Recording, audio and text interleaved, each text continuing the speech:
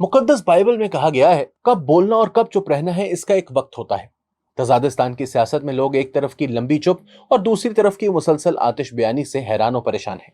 3 दफा वजीर आजम का ओहदा पाने वाले और सबसे ज्यादा सियासी तजुर्बा रखने वाले नवाज शरीफ ने मुसलसल चुप का रोजा रखा हुआ है। हर कोई टामक टुइयां मारता है कि वो दरअसल क्या सोच रहे हैं।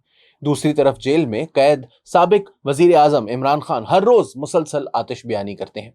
दिलचस्प पहलू यह है कि हर बयान पहले से थोड़ा मुख्तलिफ होता है, जिससे कंफ्यूजन में बतदरीज इजाफा हो रहा है। आइए आज जायजा लें कि दो बड़ी जमातों के रहनुमाओं का ये रवैया क्यों है और इससे सियासत पर क्या असरात मुरतब हो रहे हैं।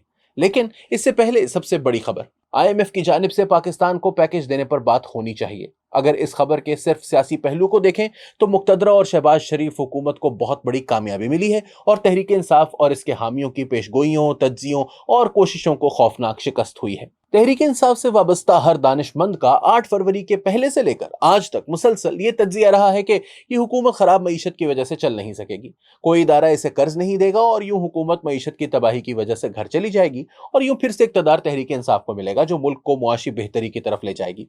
तहरीक इंसाफ का मफरूजों पर कायम ये बयानिया गलत साबित हो रहा है। आईएमएफ के टीके से हुकूमत चल पड़ी है, अब सिस्टम काम करना शुरू कर देगा। मशहूर अमरीकी सहाफी रॉन सस्किंड ने अपनी किताब वे ऑफ द वर्ल्ड में लिखा है कि अमरीकी नायब सदर डिक चेनी ने उसूल पसंदी को छोड़कर अमलियत पसंदी को तरजीह दी, वादे के बावजूद बेनजीर भुट्टो का साथ ना दिया, जबकि जनरल मुशर्रफ की ताकत को मानते हुए इसका साथ दिया।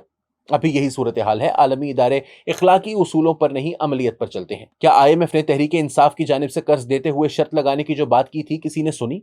क्या अमरीकी ऐवान नुमाइंदगान की भारी अक्सरियत से मंजूर करदा करारदाद का आलमी इदारे आईएमएफ पर कोई असर हुआ? नहीं। आज की दुनिया इखलाकी उसूलों पर उस्तवार नहीं, आज भी अमलियत पसंदी ही का राज है, वगरना गजा में जो कुछ हो रहा है क्या ये मुमकिन था? आज के मौजू की तरफ वापस चलते हुए मुझे सूफी दानिश्वर अशफाक अहमद के साथ किया गया एक इंटरव्यू याद आ रहा है। इस इंटरव्यू में इन्होंने मुख्तलिफ सियासतदानों को लिटरेचर और तारीख के किरदारों से तशबीह दी थी। ये इंटरव्यू मेरी अंग्रेजी किताब पर्सनल फाइल में शामिल है। नवाज शरीफ के हवाले से उन्होंने कहा था कि नवाज शरीफ लगता है चीनी फलसफी शीन ताओ से मुतासिर हैं, जो अक्लमंदी और खामोशी के दरमियान ताल्लुक जोड़ते हैं।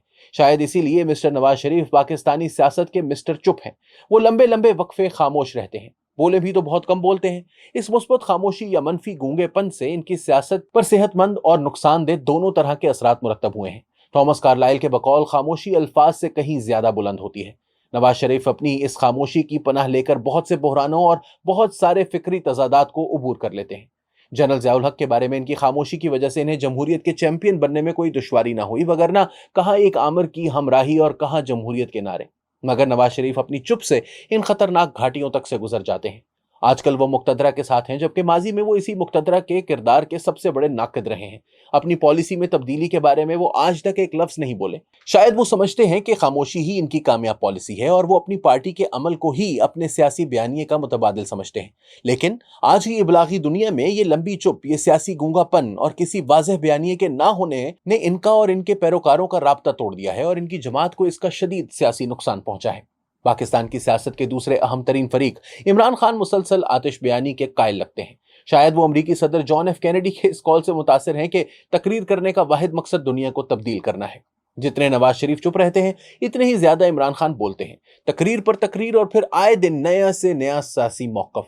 इनके मुसलसल बयानात और इनकी शोला बयानी ने उनका मजबूत सियासी बयानिया बनाने में कामयाबी हासिल की है। इनके अपने मुखालिफिन के खिलाफ जारहाना बयानात ने इनके सियासी मुखालिफों के लिए जमीन तंग कर दी है।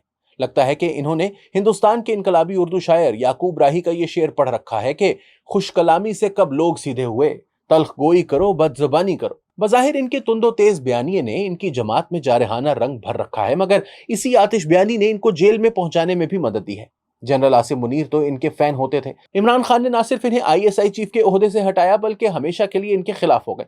इन्हें आर्मी चीफ बनने से रोकने के लिए लॉन्ग मार्च तक कर डाला और फिर खुद और अपनी जमात के जरिए वो जहर उगला कि मज़ाकरात के रस्ते तक बंद कर दिए।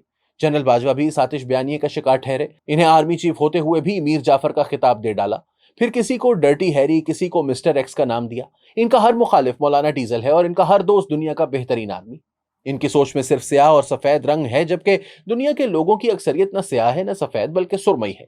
जब तक मुखालिफ को तस्लीम ना किया जाए, हिमायत भी फायदेमंद नहीं होती। जिस हुकूमत की अपोजिशन ना हो तो वो हुकूमत नहीं, आमरियत होती है। आतिश बयानी ने जो फतूहात करनी थी वो हो चुकी। اب اس کے منفی اثرات کا دور ہے۔ کہا جاتا ہے کہ وہ عالم اسلام اور دنیا کے بڑے لیڈر ہیں، مگر حقیقی صورتحال یہ ہے کہ بھٹو گرفتار ہوئے تو دنیا کی ہر دارالحکومت نے پاکستان سے احتجاج کیا۔ اسلامی ممالک اور مغربی ممالک نے بھٹو کی پھانسی روکنے کے لیے کیا کیا جتن نہ کیے۔ نواز شریف گرفتار ہوئے تو سعودی عرب ضمانت دے کر انہیں اپنے ملک لے گیا اور یوں جنرل مشرف کے مشکل دور سے انہیں بچا لیا۔ بے نظیر بھٹو کے لیے بھی دنیا کے ہر ملک سے آواز اٹھتی تھی۔ آصف زرداری کے لیے بھی خلیجی ممالک سے دباؤ پڑتا رہا ہے، مگر عمران خان کی حمایت میں ایسی سفارتی سرگرمیاں نہ کسی اسلامی ملک نے دکھائی، نہ ہی کسی مغربی ملک نے۔ اگر ان کے حق میں کوئی آوازیں آ بھی رہی ہیں تو وہ ان کی دوستی اور محبت سے زیادہ انسانی حقوق کی بحالی کی ہیں۔ گویا بین الاقوامی طور پر عمران خان کے لیے کسی بھی ایک بھی ملک سے ان کی ذاتی ہمدردی میں آواز نہیں آئی۔ تحریک انصاف اور عمران خان کو اپنی اس بین الاقوامی تنہائی پر ضرور غور کرنا چاہیے، وگرنہ تو مشرف کی اقتدار سے علیحدگی کے بعد ان کی مدد کے لیے بھی سعودی عرب، دبئی اور امریکہ آ گئے تھے۔ مسلسل آتش بیانی کی حکمت عملی اختیار کرنے والی تحریک انصاف کو تلخ حقائق کی ایک سخت خوراک بطور دوا لینے کی ضرورت ہے، تاکہ وہ افسانوں اور خواہشوں کی دنیا سے باہر آئے۔ 9 مئی اور بعد تک یہ خیال کیا جاتا رہا فوج کے اندر بغاوت ہوگی، پورے ملک میں انقلاب آئے گا۔ ایسا نہ ہو سکا، بلکہ الٹ ہوا۔ پھر عدالتوں سے سب توقعات وابستہ کر لی گئیں۔ نہ جسٹس امرتا بندیال کچھ کر سکے، نہ ان کے دوسرے حمایتی جج کپتان کو جیل سے نکال سکے۔ معیشت تباہ ہونے کا خواب بھی ٹوٹ چکا۔ پاکستان کو بین الاقوامی طور پر رسوا کرنے اور تنہا کرنے میں کوئی خاص کامیابی حاصل نہیں ہوئی۔ فوج سے براہ راست مذاکرات میں بھی کامیابی نہیں ملی۔ صرف ایک ہتھیار ایسا ہے جو تحریک انصاف کے پاس سب سے طاقتور اور مضبوط ہے، وہ ہے پاپولیرٹی۔ لیکن اگر غلط توقعات کا یہ سلسلہ جاری رہا اور امید پر امید ٹوٹتی رہی تو اسے بھی نقصان پہنچے گا۔ واحد رستہ سیاسی جدوجہد، سیاسی اتحاد اور پھر سیاسی جماعتوں سے مذاکرات ہے۔ اخلاقی برتری کو عملی فتح میں بدلنے کا یہی واحد طریقہ ہے۔